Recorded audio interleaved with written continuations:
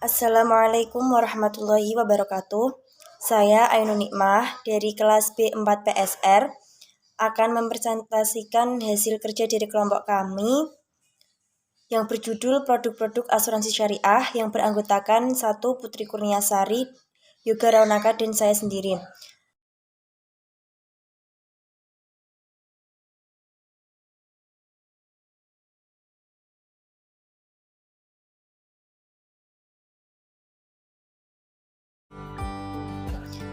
A. Perbedaan asuransi syariah dan asuransi konvensional.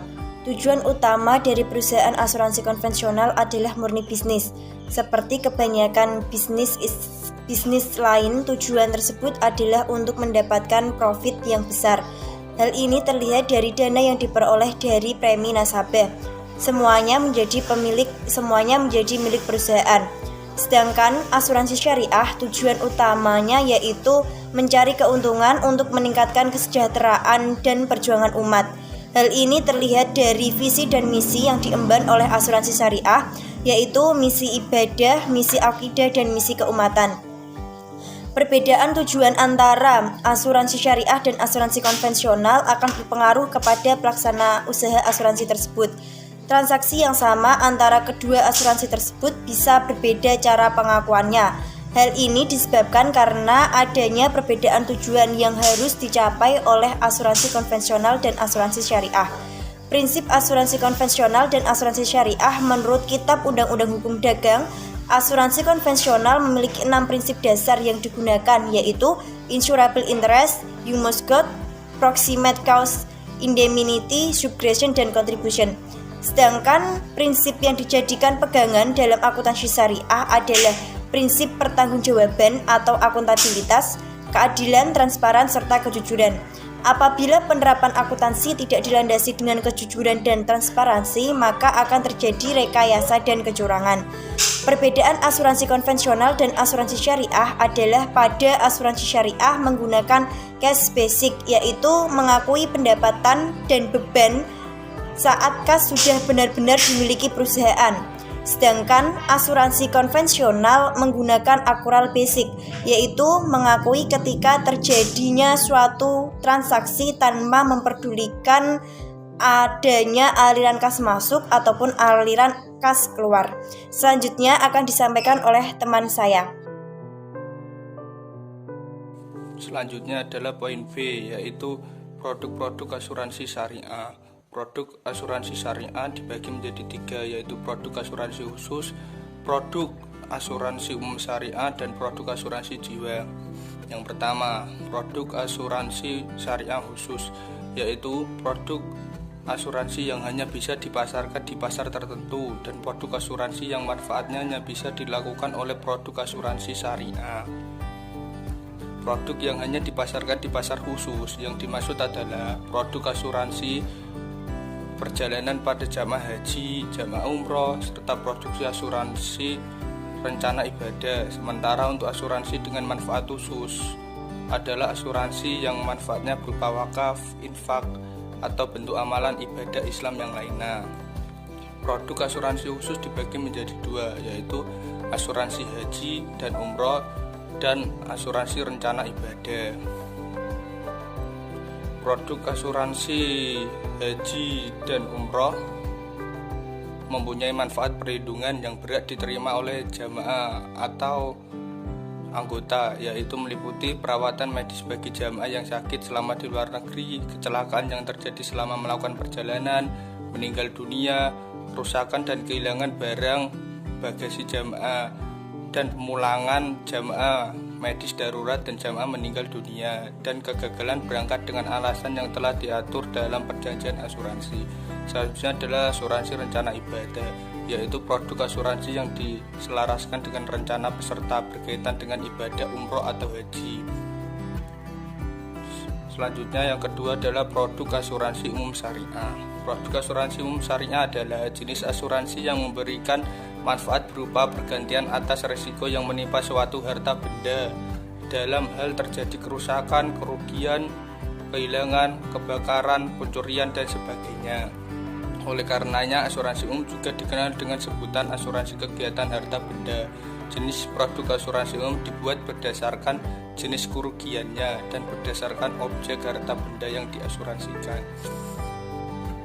Produk asuransi umum syariah mempunyai beberapa produk, yaitu yang pertama asuransi kebakaran, asuransi kendaraan, asuransi alat berat, asuransi kecelakaan diri, asuransi pengangkutan, asuransi rangka kapal, asuransi uang, dan asuransi perjalanan. Dan terakhir asuransi rekayasa.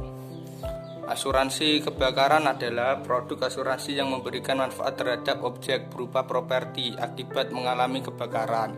Yang kedua, asuransi kendaraan, produk asuransi yang memberikan manfaat atas kerusakan, kerugian, atau kehilangan kendaraan bermotor. Yang ketiga, asuransi alat berat, yaitu asuransi yang memberikan manfaat atas kerugian finansial akibat kemungkinan terjadinya kerusakan atau kerugian alat-alat berat saat menjalankan fungsinya. Yang keempat, asuransi kecelakaan diri, yaitu produk asuransi yang memberikan manfaat berupa santunan apabila peserta meninggal dunia atau cacat akibat kecelakaan. Yang kelima, asuransi pengangkutan, yaitu memberikan manfaat kepada peserta atas resiko yang dapat terjadi pada barang miliknya yang diangkut dari suatu tempat ke tempat lainnya, baik melalui darat, perairan, atau udara. Selanjutnya adalah asuransi rangka kapal, yaitu asuransi yang memberikan manfaat kepada peserta dari kerugian finansial akibat kerusakan pada rangka kapal dan mesin kapal akibat kecelakaan dan berbagai bahaya yang dialami.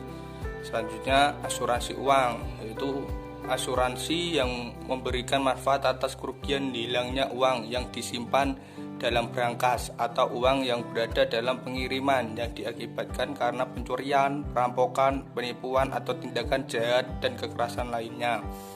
Selanjutnya asuransi perjalanan, yaitu asuransi yang memberikan manfaat ganti rugi terhadap ketidaknyamanan selama perjalanan.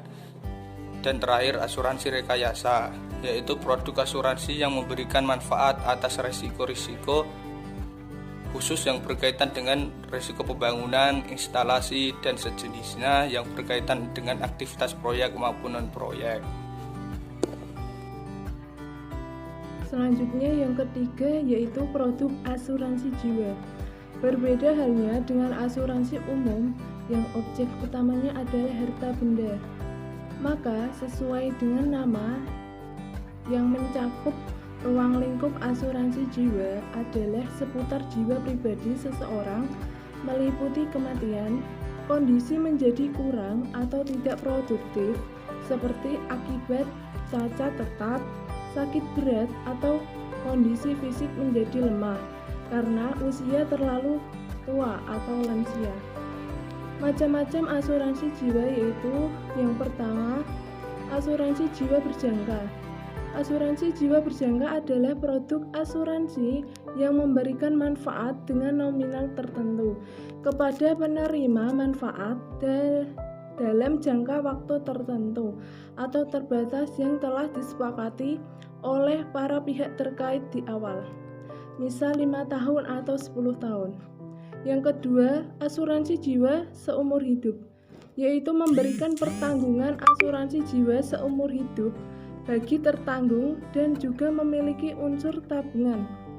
Yang ketiga, asuransi dwiguna, yaitu memberikan manfaat polis yang dibayar pada saat tertanggung meninggal atau pada waktu tanggal yang ditentukan jika tertanggung masih hidup sampai waktu atau tanggal tersebut.